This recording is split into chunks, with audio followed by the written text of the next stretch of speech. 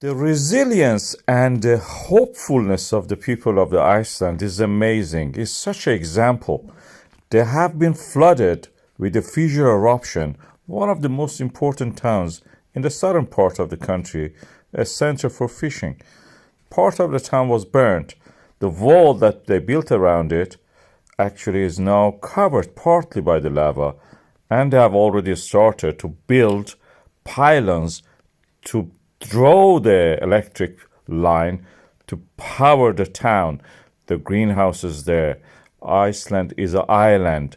Either you import the food and the ingredients that you need for it, or you have to provide it yourself locally. So they provided themselves. Remember, the Iceland only has 500,000 people.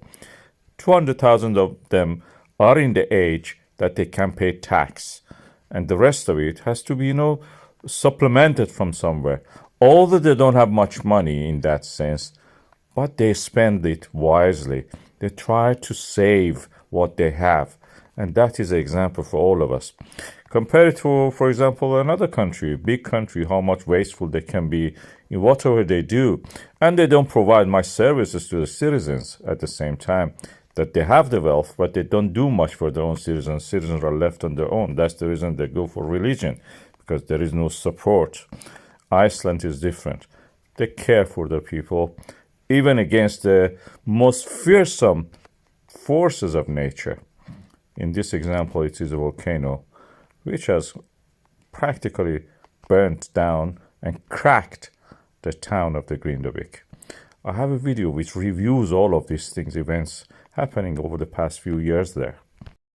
As a geologist, it was the most fascinating time for me to observe what is happening to the Reykjanes Peninsula over the past few years.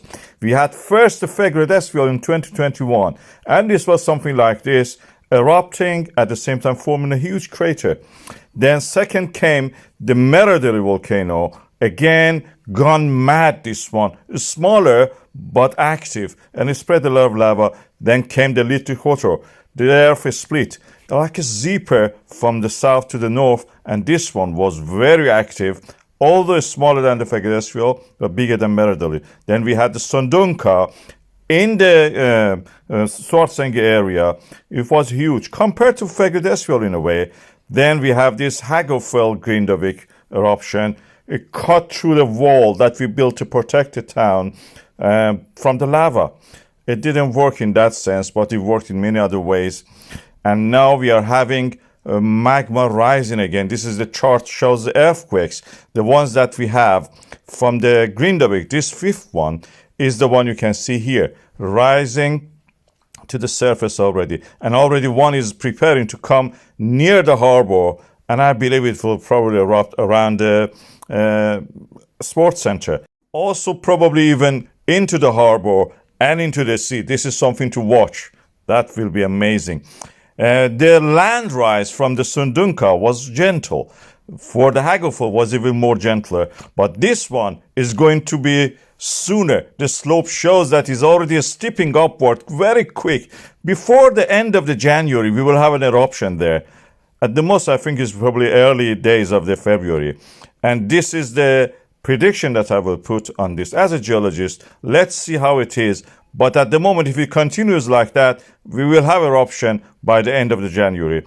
And this is the way that all this, like a zipper from south to north and then from north to south, are opening up in this area of the Reykjanes. The old crack near the sports center and roundabout is one of the likely locations that we will have eruption there. The magma will ooze out. It's already cracked there. The weakness is there. And this is where actually we had part of the magma, which is a gaseous part of it, in the November 11th coming out, as you can see here. And this created a lot of damage. The damage this time will be inside the town and probably into the sea. This is something to watch. And I think that you have to watch the video that I have about the futility of actually trying to rebuild the Grindavik. The fragile cannot be saved.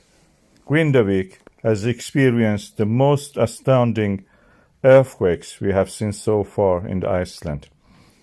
A swarm of earthquakes split the town. Cracks appeared.